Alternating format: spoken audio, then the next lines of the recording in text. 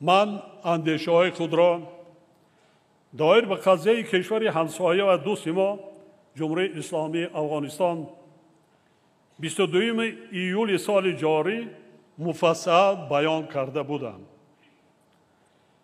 مشاهده و تحلیلان نشان می‌دهند که در مدت بیش از یک ماه گذشته وضعیت در این کشور متاسفانه باز هم مرکب و هلاکتبار و باعث نگرانی جدی ممالک منطقه و جهان گردید.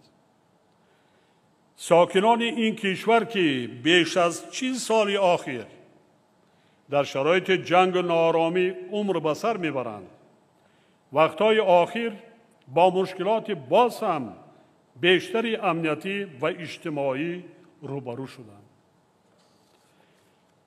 در رابطه با این بار دیگر خاطرنشان می‌سازم که برای به میان آمدن چنین وضع فاجعه بار مردم افغانستان با تاریخ و تمدن و فرهنگ چندین هزار ساله خود گناه ندارند.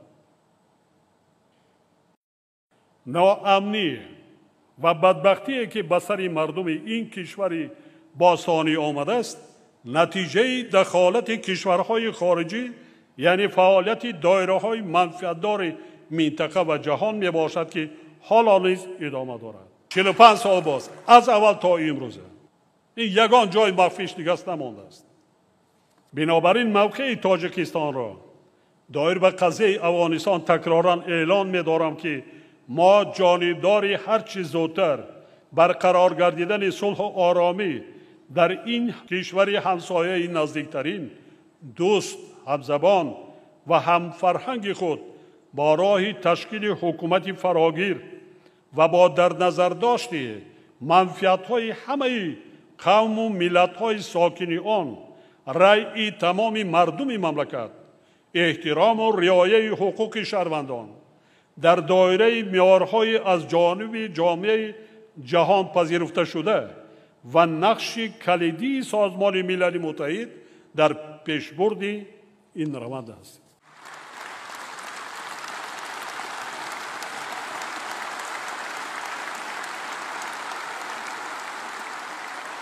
سلامت باشید. همچنین میخواهم باز یک نکته مهم را تاکید نمایم که جامعه جهان از جمله کشورهای منفعت‌دار حقوق معنوی ندارند که مردم افغانستان را با مشکلات به وجود آمده تنها گذارند. مشکلات را کی ایجاد کرد؟ زیرا بار دیگر خاطر رسان می سازم که وضعیت سنگین و فلاکتبار این کشور با گناه ساکنان آن با وجود نآمده است. من در حیرتم که تمام نهادهای بین المللی عاید به حقوق بشر خاموشی را اختیار کردند و در مورد پشتیبانی از حقوق مردم افغانستان هیچ گونه تشبث نشان نمیدهند. یک روزنامه‌نگار در یک کشور اگر محبس شود همان آوای میکنید. نمایندگان در اینجا حضور دارند. هزارها زنها، بانوان، روزنامه‌نگاران سرکوب شده ایستادند، قتل شده ایستادند. خاموشی؟ گویا که در دنیا چنین نهادها وجود ندارد.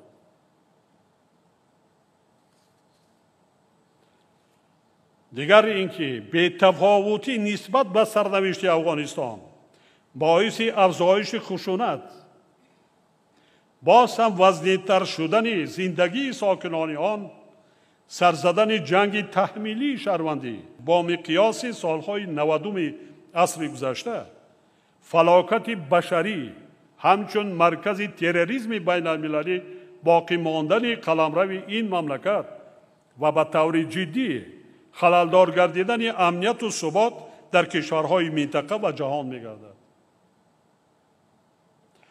وضعیت افغانستان به کشورهای آسیای مرکزی تأثیر بی‌واسطه منفی می‌رساند، زیرا من بارها گفتم که امنیت منطقه ما در نوبت اول به وضع این کشور همسایه وابسته می‌باشد.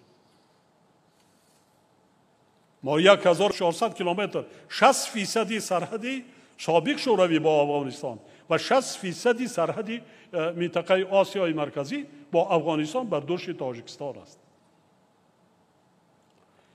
در رابطه به این خاطر رسان می سازم که طی زیاده از 20 سال اخیر من از منبرهای تشکیلات سازمانهای بین المللی و دیگر همایش‌های بین الاخلاقی حل مسئله افغانستان را به جامعه جهانی ده‌ها بار ابراز داشته تاکید نمودم که قضیه افغانستان راه حل نظامی ندارد و باید تنها با راه مذاکرات حل و فصل کرده شود.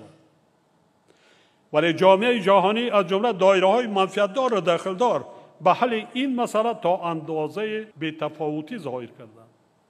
حتی بعض از سیاستمداران که حالا در نفقه است از یک کشور مترقی جهان، دموکراتی جهان، با من هم خیلی جواب داد: محترم پرزیدنت، پرابلم افغانستان این پرابلم شما، این پرابلم منطقه شما، برای ما پرابلم های اروپا بسنده است. و بعد اون حادثه های سپتامبر بعد توجه جامعه جهانی تغییر یافت. در نتیجه مشکلات افغانستان به جای رسید که امروز تمام بشریت مخصوصا تاجیکستان و دیگر کشورهای همجوار آن را به تشویش و نگرانی جدی آورده است. از این لحاظ با استفاده از فرصت همه سازمان‌های بین المللی، کشورهای منطقه و جهان را بار دیگر دعوت می‌کنم که دایر به حل مشکلات این کشور و تشکیل حکومت مسائل ملی با فراگیری منفعت‌های تمام قوم و ملت‌های ساکن افغانستان تدبیرهای فوری و دست جمعانه اندیشند. اینچنین رسانیدن کمک‌های بشردوستانه به مردم این کشور از جمله تدبیرهای تأخیرناپذیر میباشد.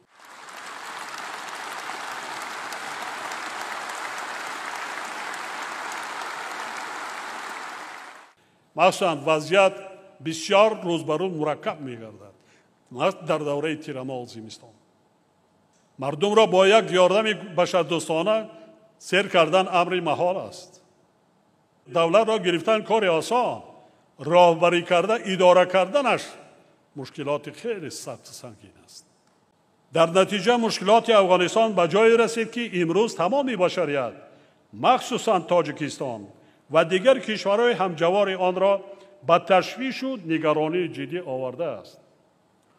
از این لحاظ با استفاده از فرصت همه سازمان‌های بین المللی، کشورهای منطقه و جهان را بار دیگر دعوت می‌کنم که دایر به حل مشکلات این کشور و تشکیل حکومت مسائل ملی با فراگیری منفعت‌های تمام قوم و ملت‌های ساکن افغانستان تدبیرهای فوری و دست جمعانه اندیشند.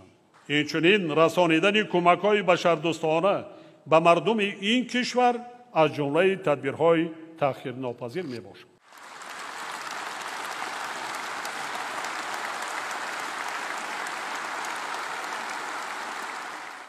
مثلا وضعیت بسیار روز به روز مرکب می‌گردد. در دوره تیرماه زمستان مردم را با یک یاردم بشردوستانه سیر کردن امر محال است. دولت را گرفتن کار آسان، راهبری کرده اداره کردنش مشکلات خیلی سخت و سنگین است. کانال ما در سامانه یوتیوب هم نوا ابونه شو و از ویدیوهای نو با خبر باش.